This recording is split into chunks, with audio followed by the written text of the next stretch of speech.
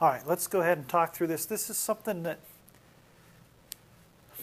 in my opinion, is a little bit beyond the scope of this class, but they do want you to be able to occasionally look at an electrochemical cell to talk about what we have as far as electricity coming from a chemical reaction. I know I look pretty stupid in this video because of the screen being projected, but don't worry about it. So this is what we call an electrochemical cell. It's essentially a battery, and you're used to using batteries, so let's just explain a little bit how they work. But one more time, the definition of electrochemical cell is where we get electricity from chemistry. So what we have in here are two pieces of metal, and it might not be easy to see, but this says zinc, and this says copper. All right, and the copper is in a solution of copper 2 sulfate, which means there's Cu plus 2 ions in this blue liquid. And the zinc is in zinc sulfate, which means there's zinc plus 2 ions here. All right, when we connect these two metals with a wire, the electrons will flow from zinc, this piece of metal, the electrons will flow from it to the copper, that piece of metal.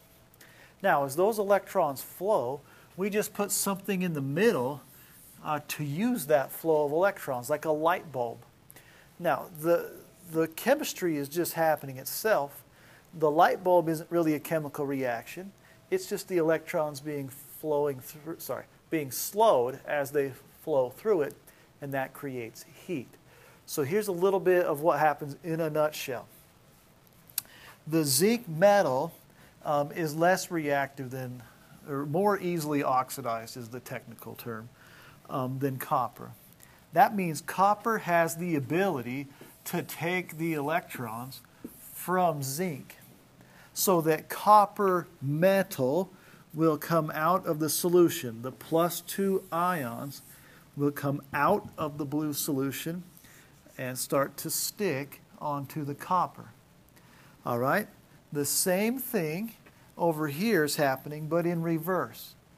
Over here, zinc is losing its electrons, and so since it's losing its electrons, the chunk of this metal is getting smaller because more of the zinc ions are going into solutions when they're forced to lose their electrons.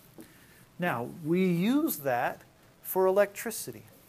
We use a chemical reaction and an exchange of electrons to actually power things. The chemistry behind it is fairly simple. We're going to take copper metal and we're going to add zinc sulfate. All right? And we're going to end up with, sorry, this is backwards. I'm sorry, and I can't back this video up.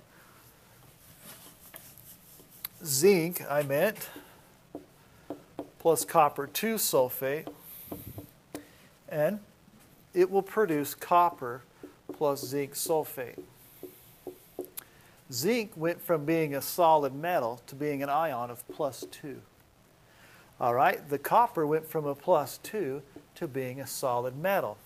So zinc lost electrons, and we call that being oxidized. Copper gained electrons because it went from plus 2 to a 0. This was a 0. All right, so copper gained electrons, and we call that reduction. That flow of an electron from this loss to this gain, or from this metal to that metal, is how we power things. It's how a battery works.